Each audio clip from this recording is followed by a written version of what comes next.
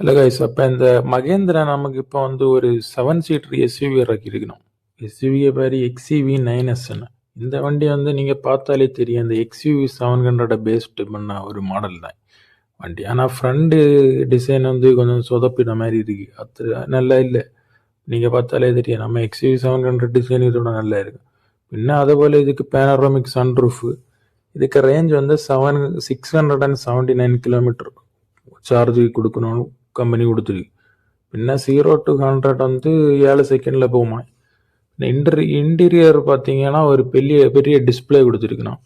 அதில் நீங்கள் பாட்டோ உங்களுக்கு என்ன வேணால் போடலாம், அது வேறு விஷயம். நல்ல ஒரு என்டர்டெயின்மெண்ட்டான காராக இருக்கும் போல இருக்குது இது. பின்ன இது வந்து இன்டீரியர் வந்து இந்த BE69 இருக்குல்ல, அதை பேஸ் பண்ண மாதிரி தான் இருக்குது இந்த வண்டி.